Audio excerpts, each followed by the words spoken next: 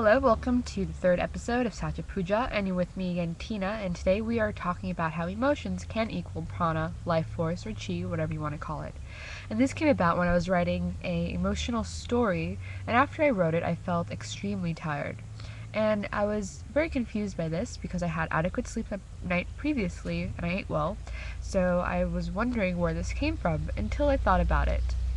And what I came to the conclusion of was that whenever you have attached a lot of time, whether it be emotional time or just thinking about it, you actually do attach a part of your prana, your life force, to that subject.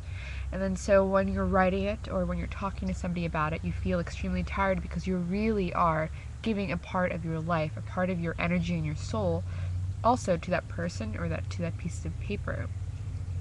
And that also led me to think about other things, like when somebody has a more intense problem, and this usually goes with things that are bad, like addiction.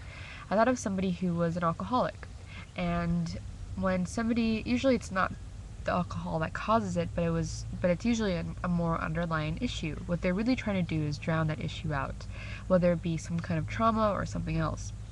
And so when you do have that trauma, you don't want to address it. So what do? As they say, the proverbial, you sweep it under the rug. And so that's what they do. They put it under that rug and they suppress it. They push it down, and they try to drown that drama, or that trauma, I should say. And when that happens, it also made me think of what happens when you have some kind of gas, like whether it be helium or air or anything else. Is when you have that gas and you compress it, what that causes that the molecules inside to do is go faster and go faster and faster and faster. And the more you suppress it, the more compressed they are, and the faster those little molecules go. And eventually, they can't compress any longer, and the molecules inside are going too fast, and it explodes. So that also led me to think of that as well. So whenever you have a very traumatic experience happen to you, it's better to address it right away before it blows up and it is almost like a different part of yourself, or a part that almost can take over your life because it has a completely life of its own.